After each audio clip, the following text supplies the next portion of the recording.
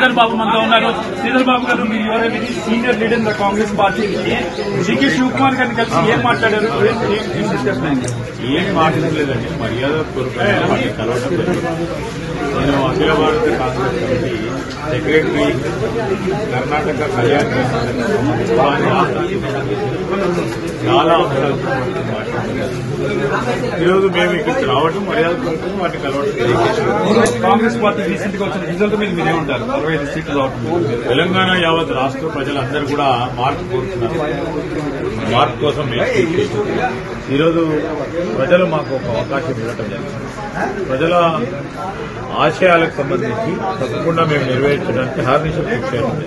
మీ పేరు మొదట్లో చూసుకున్నట్టుగైతే CM race లో ఉన్నారన్నారు, తర్వాత స్పీకర్ అన్నారు, తర్వాత డిప్యూటీ సీఎం అన్నారు, రకరకాలుగా ఊహాగానాలు అనేది బయట వస్తుంది.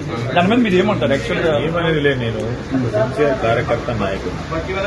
తప్పకుండా కాంగ్రెస్ పార్టీ ఏ నిర్ణయం తీసుకున్నా కాంగ్రెస్ పార్టీ మంచి నిర్ణయం తీసుకుంటుంది. నమ్మకంతోనే ముందుకు నడుస్తాను. అదేవిధంగా ప్రజలకు ఏ విధంగా సేవ చేయాలి, అధికారం కంటే ఎక్కువ ఏ విధంగా సేవ చేయదలుచుకున్నాం, అదే ప్రధానమైన అంశంగా ముందుకు తీసుకెళ్తాం. కాంగ్రెస్ హైకమాండ్ నిన్న తీసుకున్న నిర్ణయం, రేవంత్ రెడ్డి సీఎం చేసిన నిర్ణయం మీద మీరేమంటారు?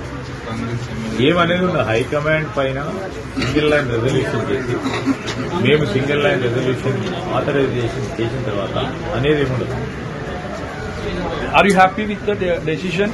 If I'm happy, if I'm not happy, Akhila Bharata Congress party నిర్ణయం మేరకు అందరూ హ్యాపీ ఉండాలి. కాంగ్రెస్ హైకమాండ్ తీసుకున్న డెసిషన్ మీద అయితే ఆయన క్లారిటీ ఇవ్వలేదు శ్రీధర్ బాబు గారు. అయితే హ్యాపీగా ఉన్నారా లేదనేది ఏదేమైనా సరే హైకమాండ్ ఇచ్చిన డెసిషన్ ఫాలో అవ్వాల్సిందే సిన్సియర్ కాంగ్రెస్ కార్యకర్తగా అని చెప్తున్నారు.